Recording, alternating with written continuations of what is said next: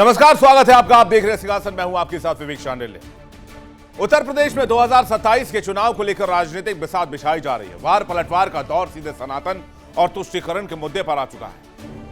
मुख्यमंत्री योगी आदित्यनाथ ने विपक्ष पर जो सियासी मिसाइल दागी है उसने यूपी की राजनीति में भूचाल ला दिया है। सीएम योगी ने पूरी तरीके से फ्रंट फुट पर आते हुए विपक्ष को आड़े हाथों लिया। उन्होंने सीधा और तीखा आरोप लगाया कि जो लोग आज सनातन को लेकर सवाल पूछ रहे हैं, ये वही लोग हैं जिनकी सरकारों में पैसा मंदिरों के विकास के लिए नहीं बल्कि कब्रिस्तान की बाउंड्री वॉल बनाने के लिए पानी की तरह बहाया जाता था। एक तरफ सीएम योगी का विपक्ष पर एक कब्रिस्तान वाला तंज, दूसरी तरफ यूपी में मदरसा जांच की धधकती आंच। बीजेपी नेता और पूर्व मंत्री मोहसिन रजा ने मोर्चा संभाला। उन्होंने मदरसों की फंडिंग और कामकाज की कड़ी जांच की डिमांड कर दी। इस बाबत उन्होंने सीएम योगी से मुलाकात भी की और यह मांग भी रखी, जिसके बाद उत्तर प्रदेश की सियासत में खलबली मच गई है। जिन पर हमेशा से मुस्लिम वोट बैंक की सियासत करने का आरोप लगते रहे, ऐसे में सवाल बड़ा यही है, क्या चुनाव से पहले विपक्ष को सनातन विरोधी साबित करने की और तुष्टीकरण की राजनीति के बिसात बिछाने की प्लानिंग चल रही है? क्या मदरसों की जांच और मंदिर बनाम कब्रिस्तान का यह मुद्दा यूपी के चुनाव की दिशा और दशा दोनों तय करेगा? और विपक्ष की राह आखिर सनातन की राह होते हुए क्या आसान हो पाएगी? इस वक्त बड़ी खबर आ रही है, वो भी जान लीजिए आप। राम मंदिर चढ़ावा चोरी केस में बड़ी खबर यह है कि सुप्रीम कोर्ट में चढ़ावा चोरी केस की सुनवाई टल गई है। अगले हफ्ते मामले की सुनवाई होगी। एसआईटी जांच पर सुप्रीम कोर्ट ने मांगा है जवाब। सीजीआई ने विपक्ष को इस मुद्दे पर नसीहत भी दी। इस मुद्दे का राजनीतिकरण ना किया जाए। अदालतें राजनीति की जगह नहीं है, चीफ जस्टिस ऑफ इंडिया का यह बयान भी आया है। और हो सकता है विपक्ष के लिए एक आईने की तरह कि कुछ मुद्दे ऐसे होते हैं जिन पर आप राजनीति नहीं कर सकते। यूपी के मुख्यमंत्री योगी आदित्यनाथ ने समाजवादी पार्टी पर अब तक का सबसे बड़ा और तीखा प्रहार किया। भूमाफियाओं को लेकर सीएम योगी ने सबसे खौफनाक चेतावनी दी। उन्होंने साफ साफ लहजे में कहा कि अगर किसी ने भी गरीबों और सरकारी जमीन पर कब्जा करने की जरूरत की तो कब्र से बाहर निकालकर उसका हिसाब किया जाएगा। इसके साथ ही उन्होंने कब्रिस्तान के फंड का जिक्र कर समाजवादी पार्टी के राम मंदिर प्रेम पर सवाल उठा दिया। ये जो बांटने वाले लोग हैं ना, ये सपा कांग्रेस के नाम पर जितने भी नमूने हैं, याद करना जब आपके ऊपर संकट आता है सबकी बोलती बंद हो जाती है, ये सबका मुंह बंद हो जाता है, कोई बोलेगा नहीं। और यही कारण था, पैसा आपका, लेकिन वह पैसा खर्च होता था कब्रिस्तान की बाउंड्री वॉल के नाम पर। महादेवा के लिए पैसा नहीं मिलता था। जो लोग धर्मनिरपेक्षता के नाम पर सनातन को अपमानित करते थे, ये वही लोग थे। एक और आपको अपमानित करते थे, आपके पर्व और त्योहार के पहले उपद्रव करते थे, अराजकता फैलाते थे, और दूसरी तरफ अपने बुर्गों से अवैध वसूली करवाते थे। यानी उन्होंने कोई निवेश तो किया नहीं, क्योंकि अराजकता थी, कर्फ्यू था, दंगा था। तो वे लोग क्या करते थे, गांव गांव में, शहर शहर में उन्होंने कट्टा और बम बनाना शुरू करा दिया। उस कट्टे और बम से फिर व्यापारी लूटा जाता था, बेटी की इज्जत के साथ खिलवाड़ होता था। और आज कट्टा और बम नहीं, अब तो लखनऊ में ब्रह्मोस मिसाइल बन रही है। ब्रह्मोस मिसाइल एक बार जब दागा जाता है ना, तो पाकिस्तान से लेकर के उसके आका तक सबकी नींद उड़ जाती है और सब बाप बाप कह करके चिल्लाते हुए दिखाई देते हैं। यह है आज के भारत की ताकत। चुनावी बिगुल बजने से पहले उत्तर प्रदेश में सियासी वार पलटवार चरम पर है। अब जब आरोप लगा तो समाजवादी पार्टी की तरफ से जवाब आया। सपा प्रवक्ता डीपी यादव ने पलटवार किया। डीपी यादव ने अपने खिलाफ हो रही सियासी घेरेबंदी को सीधे तौर पर चुनावी मौसम का नतीजा करार दिया। उनका कहना है कि चुनाव नजदीक आने की वजह से जानबूझकर माहौल बनाया जा रहा है। ऐसा प्रतीत हो रहा है कि मुख्यमंत्री योगी आदित्यनाथ जी ने आपसी एकता, भाईचारा और सामाजिक सौहार्द को समाप्त करने का ठेका ले रखा है। इन्होंने झूठ बोलने का ठान रखा है। अब चूंकि चुनाव नज़दीक है और इनको बताने के लिए कुछ भी नहीं है, तो ये लगातार हिंदू मुस्लिम किए जा रहे हैं और कहीं ना कहीं उसी पर चुनाव लड़ना चाहते हैं। लेकिन उत्तर प्रदेश की जनता सब जान चुकी है, समझ चुकी है और इनको 2027 के विधानसभा चुनाव में सबक सिखाने के लिए भी उत्तर प्रदेश की जनता ने ठान लिया है। अब जो कब्रिस्तान वाला मामला है जो मोहसिन रजा ने उठाया है, यूपी के पूर्व मंत्री ने, वो भी जान लीजिए। कब्रिस्तानों के लिए 4 दीवारी योजना शुरू की गई।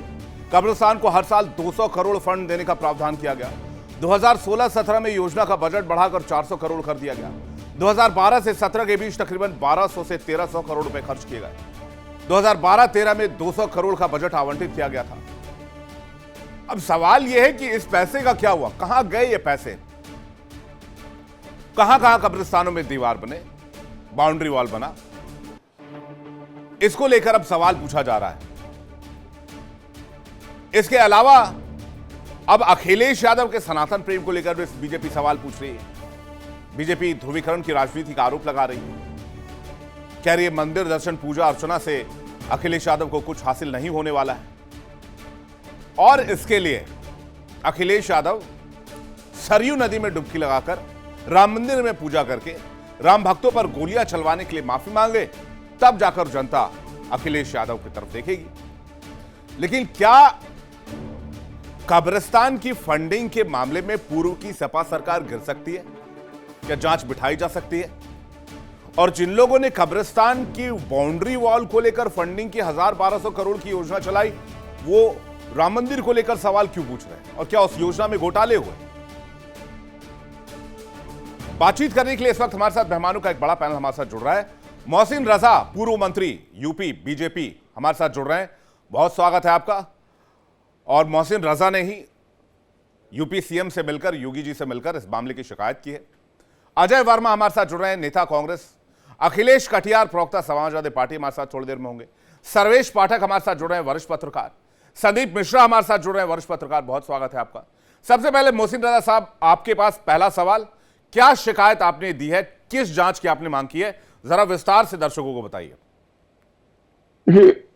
बताना ही चाहते हैं कि जिस तरह से आपने कब्रिस्तान की बाउंड्री की बात की, जाहिर सी बात है कि लोगों के कल्याण के लिए काम होना चाहिए। यहां मुर्दों के कल्याण की बात होने लगी और उसमें भी 1500 से 1600 करोड़ रुपया करीब, और वो पैसा कहां लगा, किस मद में लगा, उसका कोई लेखा जोखा नहीं है। उसमें मांग की है कि एसआईटी की जांच हो ताकि ये पैसा कहां गया, और ये पैसा कहीं बड़े नेताओं के पास तो नहीं चला गया जो समाजवादी पार्टी से जुड़े हुए तमाम मुस्लिम ठेकेदार नेता उनके पास हैं, कांग्रेस के पास हैं, तो उनके पास जा सकता है। दूसरी मैंने मांग की है एक और जो बहुत अहम है, जो कि आज तक आप लोगों को भी शायद उसके बारे में मालूमात नहीं थी, और मैं चाहता हूं कि आज के चैनल के माध्यम से पूरे देश की जनता को, प्रदेश की जनता को पता होना चाहिए।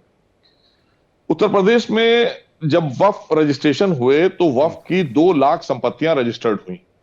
2 लाख संपत्तियां रजिस्टर्ड, मतलब 2 लाख रजिस्ट्रेशन हुए। 2 लाख रजिस्ट्रेशन का मतलब यह होता है कि कई लाख संपत्तियां रजिस्टर्ड हुई, क्योंकि एक वक्फ नामे के अंदर हजारों बीघा भी जमीनें हैं, कहीं पर एक ही जमीन भी है, कहीं पर 500 बीघा, कहीं 200 बीघा, कहीं मस्जिद है, तो कहीं पे दरगाह है, कहीं पे मदरसा है। तो इस तरह से मिलाकर 2 लाख रजिस्ट्रेशन उत्तर प्रदेश में रजिस्टर्ड हुए, जो कि सीडब्ल्यूसी की रिपोर्ट में आया है। और ये माना है उत्तर प्रदेश के दोनों वक्फ बोर्ड ने, सुन्नी और शिया, कि हमारे पास 2 लाख वक्फ थे। लेकिन आज की स्थिति यह है, जब आदरणीय मोदी सरकार अमेंडमेंट लेकर आई 2025 का, तब यहाँ पर पूछा गया तो उसका आंकड़ा 1,27,000। ये बहुत बड़ा सवाल है कि 73,000 रजिस्ट्रेशन वक्फ रजिस्टर्ड थे जो बिल्कुल रिकॉर्ड से गायब हो चुके हैं। उनका नंबर तो मिल रहा है कि ये 2 लाख वक्फ रजिस्टर्ड हुए थे, जिसमें 1,27,000 बचे, और 73,000 वक्फ बिल्कुल पूरी तरीके से हमारे पास उसका कोई लेखा जोखा उत्तर प्रदेश सरकार के पास नहीं है।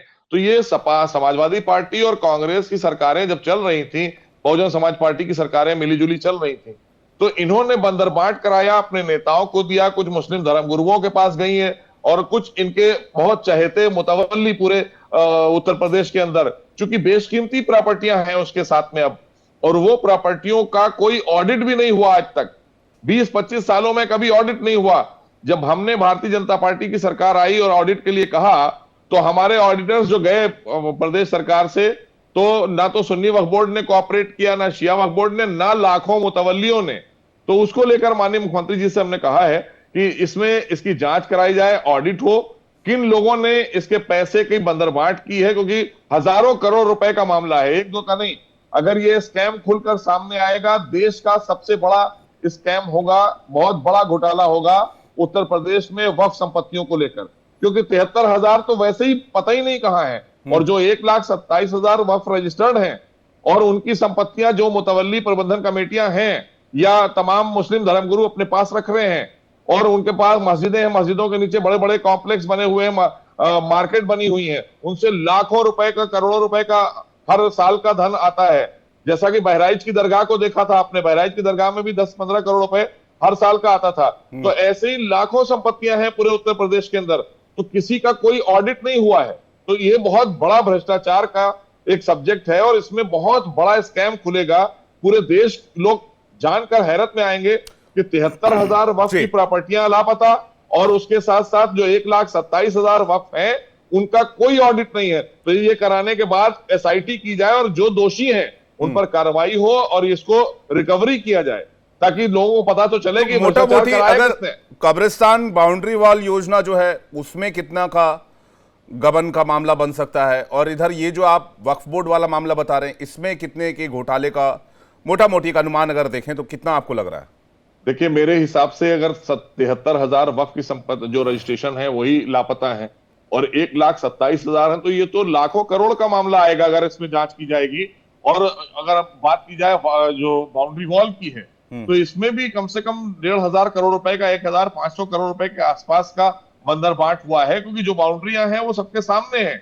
आप उत्तर प्रदेश में कहीं जब जाते होंगे कवर करने, तो एक आध कब्रिस्तान का दौरा कर लीजिएगा, वहां पर 4 ईंटें रख के और ऐसे बाउंड्री बना के और उसके बाद बंदरबांटी हुई है सारी पैसे की। तो ये बहुत बड़ा स्कैम हो गया और बहुत बड़ा घोटाला है, और हमारी सरकार ही इसको उजागर कर सकती है, क्योंकि पिछली सरकारों ने तो अपने नेताओं को, अपने लोगों को, चहेतों को दी है ये सब संपत्तियां। ये पैसा वहीं लूट हुई है सपा और कांग्रेस की सरकार में। तो समाजवादी पार्टी ने इस मुद्दे को क्यों नहीं उठाया? राम मंदिर के मुद्दे को तो बहुत तेजी से लपका विपक्ष ने।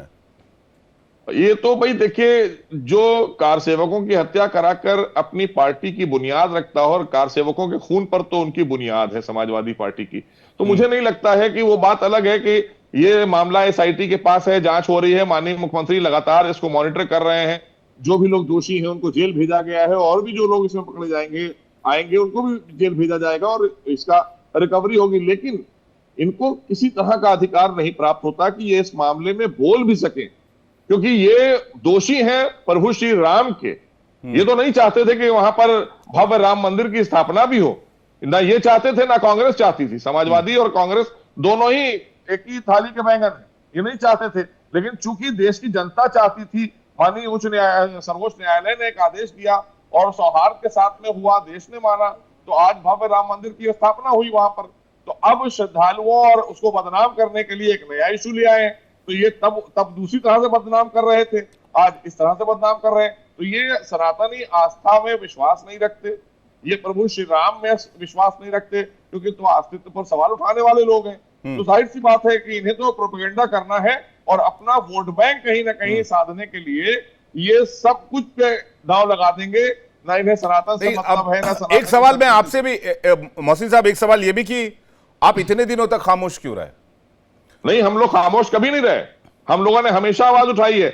हमने समय समय पर, मैंने कहा ना कि लगातार 6-7 साल तक जब ये इन्होंने बिल्कुल भी कोऑपरेट नहीं किया, इनके, क्योंकि इन्हीं के द्वारा बनाए गए मुतवल्ली हैं सारे प्रबंधन कमेटियां जो वक्फ में बनी है, वो इन्हीं के द्वारा बनाई गई हैं।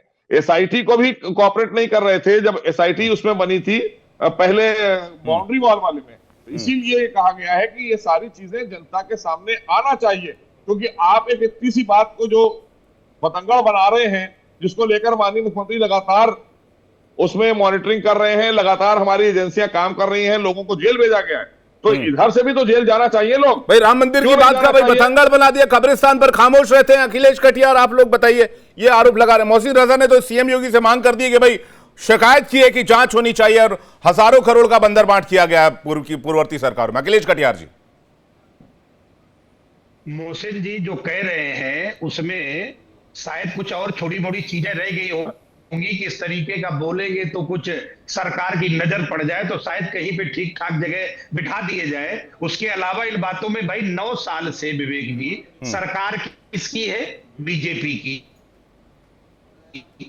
ये जो संपत्तियां हैं, उत्तर प्रदेश में कितनी एफआईआर की आपने 9 साल में? कितने लोगों के खिलाफ गिरफ्तारी के वारंट जारी किए आपने? और जब चंदा चोरी करते हुए पकड़े गए तो इधर उधर की वाहियात बात कर रहे हो आप बैठ के यहाँ पे टीवी पे। अगर आपको ये पता है कि भ्रष्टाचार हुआ है तो सरकार तो आपकी है, कार्रवाई क्यों नहीं करते हो आप?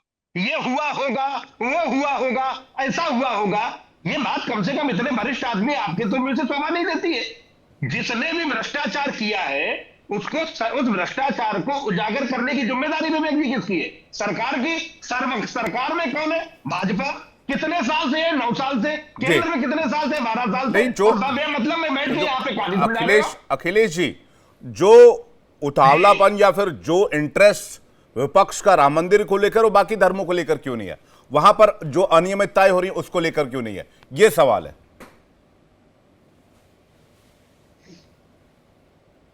जी अखिलेश जी, आवाज आ रही है? एक लोग खड़े हुए कि इसकी हत्या क्यों हुई नहीं, सुन लीजिए, मुझे आवाज आ रही है। लोग इकट्ठे हुए कि भाई इसके साथ हत्या क्यों हुई, ये क्यों हुआ? आप कह रहे हो कि फलाने के साथ ऐसा हुआ, आपने क्यों नहीं बोला? अरे भाई, चंदा चोरी करते हुए कहां पकड़े गए हैं लोग? राम मंदिर में। कौन किया? ट्रस्ट के लोग किए। दूध का दूध, पानी का पानी कर देंगे, 15 दिन में हो जाएंगे। अरे भाई, चपरासी लेवल के जूनियर एम्प्लॉय को अरेस्ट करके आप अपनी इतिश्री कर रहे हो। 1 महीने से ऊपर होने जा रहा है, कोई गिरफ्तारी नहीं, कोई सीनियर आदमी की जवाबदेही नहीं, और आप ले आके हिंदू मुस्लिम हर मुद्दे को हिंदू मुस्लिम पे लाके खड़ा कर दोगे आप। और जो ये करते घूम रहे वक्त पे है, मतलब ठीक है, कब्रिस्तान के विवेक जी, शमशान अगर बाउंड्री वाल में अगर बाउंड्री वाल में घोटाला हुआ है तो आपको रोका किसने है? एफआईआर क्यों नहीं करते आप ले जाके उसके खिलाफ? वही मांग आज उन्होंने की है कि इस मामले में जांच बिठाई जाए और इसमें भी दूध का दूध और पानी का पानी होना चाहिए। जी सर, जी 8 साल से कहां बैठे थे आप? 8 साल से कहां थे आप? जब मंदिर में चंदा चोरी करते पकड़े गए तब आप इधर उधर की बात कर। सर्वेश पाठक जी, हाँ ठीक है, सर्वेश पाठक जी। सांडिल भाई, आपको नमस्कार, आपके सभी दर्शकों को वंदे मातरम, भारत माता की जय। देखिए सांडिल भाई, यहाँ पे विपक्ष की जो दोहरी नीति है वो खुल के उजागर होती है। अगर मोहसिन जी ने ये आरोप लगाया, सरकार को दिया है, 9 साल से क्यों नहीं किया? अरे आज तो दिया ना, आपके समय की सरकार थी ना पूरी सरकार, तो आप खुद आप कह रहे हो कि सरकार ने क्यों नहीं एफआईआर किया?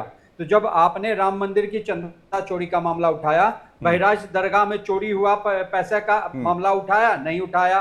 वक्फ बोर्ड की संपत्ति इतनी चोरी हो रही है, मामला उठाया? तो क्यों नहीं उठाया? हमारे तिरुपति बालाजी में सोने की चोरी हुई, मामला हाई कोर्ट में है, आपने मुद्दा उठाया? क्यों नहीं उठाया? वो आपके लिए चंदा चोरी का मामला नहीं है। पूरे साउथ की सरकार, पूरे जब से भारत बना है तब से कांग्रेस की सरकार रही है या क्षत्रियो पार्टी की सरकार रही है, हमारे बड़े बड़े मंदिरों पे दावा करके और वहां से पैसे चुरा लेते थे। याद है ना माननीय शंकराचार्य को जयललिता ने किस तरीके से वो किया था? और आज बात कर रहे केवल राम मंदिर में चंदा चोरी, राम मंदिर में चंदा चोरी, एक वो नहीं हो गया है। आप मुझे बता दिया, आज मोहसिन जी ने ये मामला उठाया है तो आप विपक्ष में हो, एक सशक्त विपक्ष की भूमिका क्यों नहीं निभा रहे हो? आप कहो कि सरकार, आप जाके एफआईआर करवाओ, दो सरकार को सबूतों दो, क्योंकि आपके समय में जो कब्रिस्तान के निर्माण के लिए फंड जाता था वो भी झूठ है क्या? नहीं, और राहुल गांधी जी ने बकायदा खत लिखा है कि भाई जो लेन देन हुआ है, विपक्ष कह रहा है कि भाई जो भी लेन देन हुआ है उसकी डिटेल सार्वजनिक की जाए। अव्वल तो ये ठीक है, मांग ठीक है भाई, जो भी लेन देन हुआ उसकी डिटेल सार्वजनिक होनी चाहिए, तो कब्रिस्तान की डिटेल क्यों नहीं सार्वजनिक होनी चाहिए? अजय वर्मा जी, कब्रिस्तान को लेकर कोई खत क्यों नहीं लिखा जाता? मस्जिद को लेकर कोई खत क्यों नहीं लिखा जाता? अवैध मदरसों को लेकर कोई खत क्यों नहीं लिखा जाता? उनकी जांच की मांग क्यों नहीं की जाती? ये सिलेक्टिविज्म क्यों है? आवाज नहीं आ रही आपकी, माइक चेक कीजिएगा, माइक चेक कीजिएगा। हाँ माइक चेक कीजिए एक बार। हाँ आवाज आ रही है आपको अजय वर्मा जी?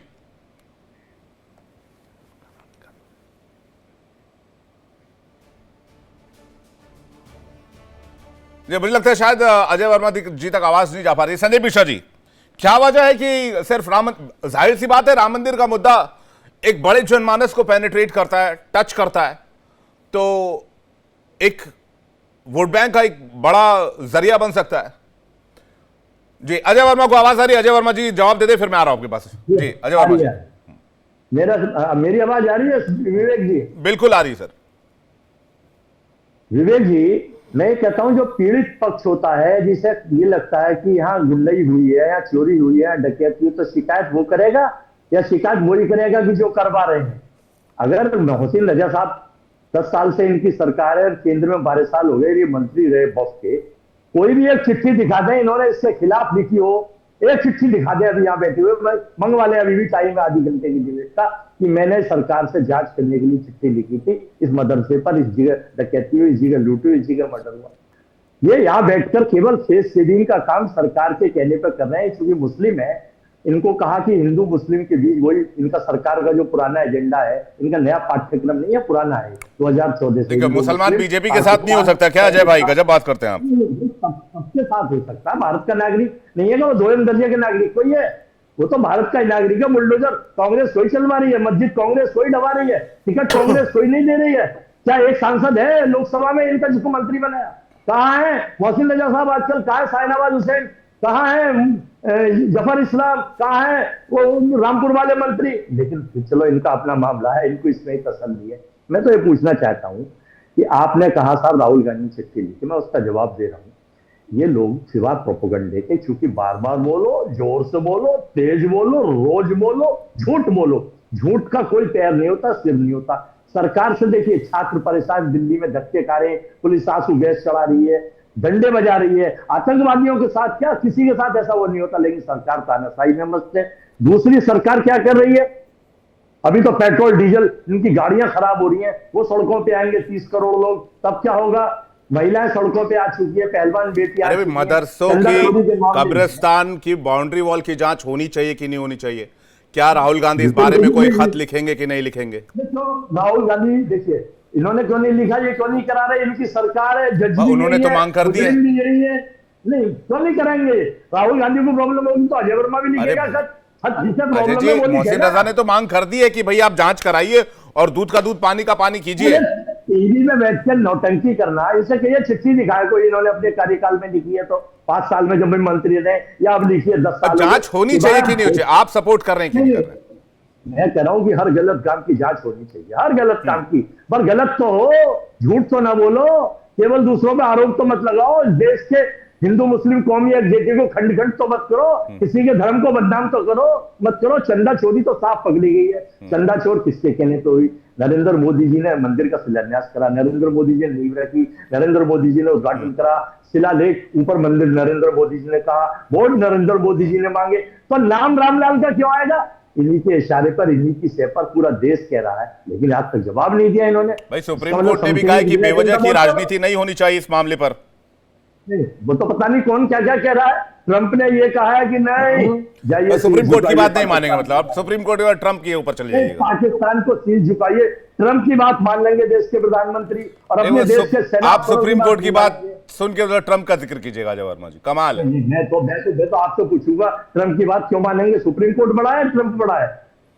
Supreme court, general Manoj Naravane ने क्या कहा था, जनरल वैद ने क्या कहा था, चेल्सी साहब जो वरिष्ठ पत्रकार, और जहां तक रही आपने भाई, जहां तक रही नीट की बात, आप लोग पेपर लीक पर कोई कानून ही बनाते, 10 साल तो आपकी सरकार भी थी, आप भी बना सकते थे कानून पेपर लीक पर। मैं अभी उस मुद्दे पर नहीं जाना चाहता, क्योंकि 5 बजे एक सेपरेट डिबेट हमने रखी है पेपर लीक मामले पर, लेकिन आपकी सरकार में कानून बन सकता था ना। वो पूछ रहा हूँ, ये जो बात है ना, इस हमाम में हम सभी, वही वाली बात है। मैं देखिए, और पोस्टर लगाने वाले थे, मोहसिन रजा साहब लापता, क्योंकि इन्हें सारे पदों से हटा दिया गया, अब नहीं आने के। अरे मोहसिन रजा की चिंता आप मत कीजिए, मैं मोहसिन रजा से इसका जवाब ले लूंगा। संदीप मिश्रा जी से पहले आंसर चाहूंगा।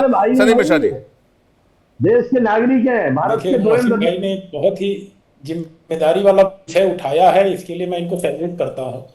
इस्लाम के मानने वाले इस बात को एडमिट करेंगे कि कुरान में बाध्यता है कि आपको ज़कात देना ही देना है, लेकिन इस हिसाब किताब मांगने की हिम्मत मुसलमानों के अंदर नहीं है अपने मुतवल्ली से, अपने मैनेजमेंट से, कि पैसा खर्चा कहाँ हो रहा है, कैसे हो रहा है। क्योंकि प्रभुत्व वाले लोग होते हैं और जब तक इनके खिलाफ बोलने की कोई हिम्मत करता है उसे एक तरह से कहें न मस्जिदों में घुसना दिया जाएगा, न कम्युनिटी में बैठना दिया जाएगा। शायद इसीलिए मुस्लिम समाज का कोई भी व्यक्ति जो है बोलने के लिए आगे नहीं आता है। आखिर एक बात बताइए, रामपुर में आजम खान के खिलाफ 27 FIR मुसलमानों ने कराई, आखिर किस सरकार में करवाई? इसी सरकार में करवाई ना।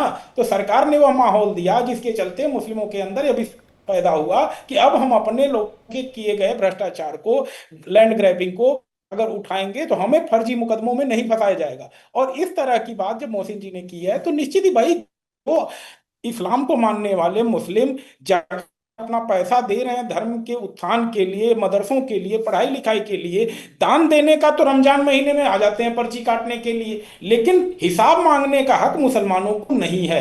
क्यों? क्योंकि जैसे वो हिसाब मांगेंगे लोग कहेंगे कि भाई हम प्रभुत्व वाले हैं, हम मस्जिद में मुतवल्ली हैं, तुमकी हिम्मत कैसे हो गई? तुम तो बस अपना 2% 4% जो होता है पर्ची कटवाओ रमजान में। तो भाई अगर सरकार की तरफ से कोई व्यक्ति या सरकार पूर्व मंत्री कोई इस मामले में मुसलमानों के साथ खड़ा हो रहा है तो निश्चित ही इससे मुसलमानों के हक की बात हो रही है और इसमें इस्लाम के मानने वालों को बल मिलेगा, उनके पैसे में ट्रांसपेरेंसी आएगी। और अगर राम मंदिर चंदे की बात हो रही है तो हिंदुओं के उत्थान की बात के लिए अगर अखिलेश भाई कर रहे हैं, तो अगर मोहसिन रजा मुसलमानों के उत्थान के लिए, सम्मान के लिए कोई बात उठा रहे हैं तो इसमें कोई ऑब्जेक्शन कैसे हो सकती है?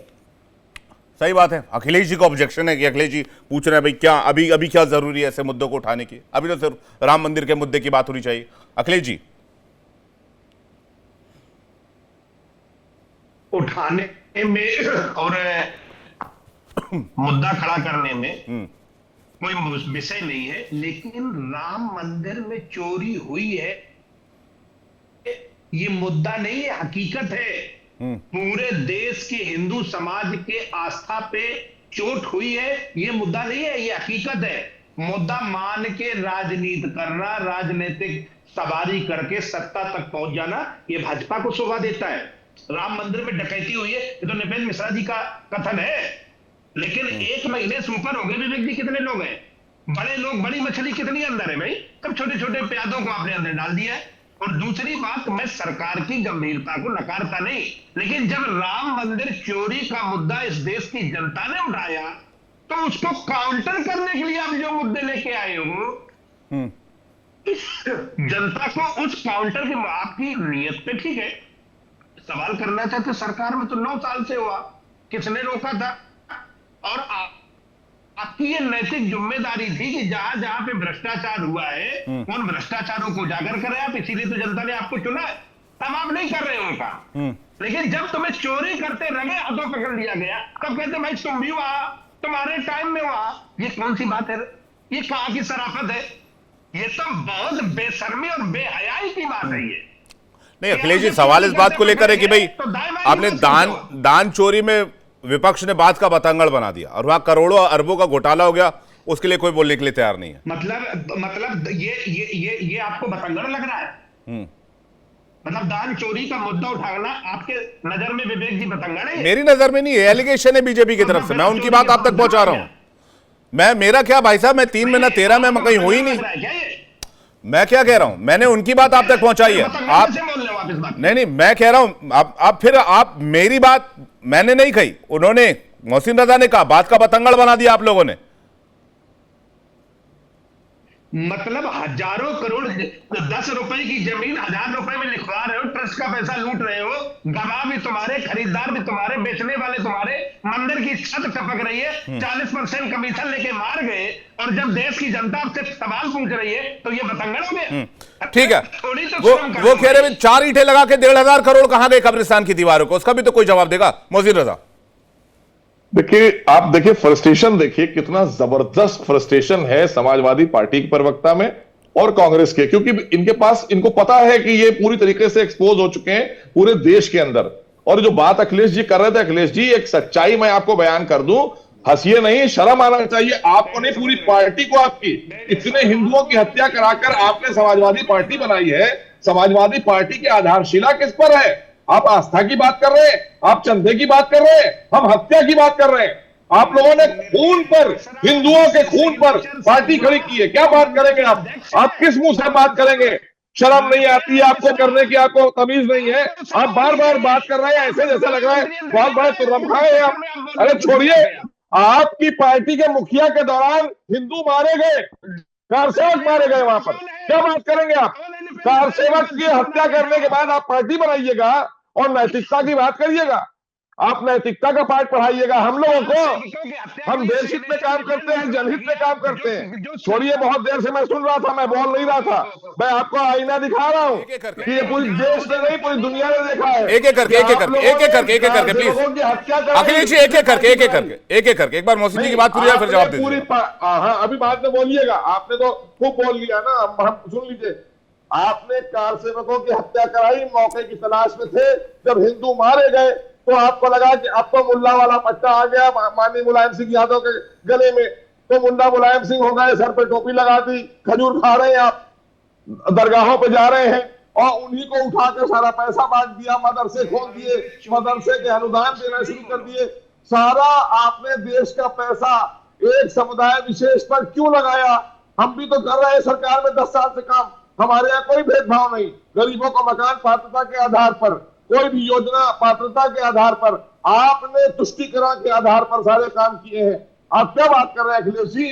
मैं आपका सम्मान करता हूं, लेकिन आपकी पार्टी ने जिस तरह से जल्दी से अखिलेश जी, जल्दी से 10 सेकंड में जवाब, 1 सेकंड दिएगा अखिलेश जी, जल्दी से अखिलेश जी। नहीं, मुझे तो ये समझ नहीं आती बात कि मोहसिन रजा साहब कितने हिम्मती आदमी है, क्योंकि इतना सरासर बेबुनियाद बयान टीवी पे बैठ के देना, इसके लिए बड़ा वो चाहिए, साहस चाहिए। मैं तो बड़ा धन्यवाद करता हूं। मतलब चोरी आपने, आरोप भी आप लगाओ और सरकार में आप चित भी आपकी पटरी। भाई आपने हत्या कराई कि नहीं कराई? आपकी पार्टी के दौरान कार सेवक अयोध्या में मारे गए कि नहीं मारे गए? वो कौन थे, हिंदू थे मुसलमान थे? ठीक है, एक मिनट, ठीक है, जवाब भी ठीक है अखिलेश जी प्लीज। हाँ ठीक है मोहसिन रजा साहब, मैं 1 सेकंड दीजिएगा अखिलेश जी। हाँ ठीक है अखिलेश जी। जो निपेंद्र मिश्रा जिन्होंने ये खुद एडमिट किया कि मेरे सिग्नेचर पे, जिनके सिग्नेचर पे गोली चली, वो मंदिर निर्माण कमेटी के अध्यक्ष भी यही बनाए हुए थे। दूसरी बात, अगर आप नेताजी को जिम्मेदार मानते हो, बीइंग ए चीफ मिनिस्टर, देखिए आप मुद्दा ये है कि भाई मुद्दा ये है कि क्या इस मामले की जांच होगी? अजय वर्मा जी जल्दी 10 सेकंड कुछ कहना चाह रहा है अजय वर्मा जी। देखिए, अब उत्तर प्रदेश का मतलब पूरा हिंदुस्तान नहीं होता। ऐसे 28 स्टेट है, 28 स्टेट हो रहे हैं। ये कह रहे हैं कि पूरे देश का पैसा, अरे उत्तर प्रदेश का ही पैसा तो है। और आप जांच कराइए और जो आरोपी हैं उनको पकड़िए, उसके खिलाफ कार्रवाई करिए, प्रोपेगेंडा मत करिए, चुनावी सभा मत बनाइए इसको। यहाँ बैठकर मौसी जी जनता के बीच जाइए। कोर्ट भी तो यही कह रहा है अजय वर्मा जी कि इस मामले में बेवजह राजनीति नहीं होनी चाहिए, तो ये तो फॉर्मूला सब पर अप्लाई होता है और कोर्ट की बात माने तो।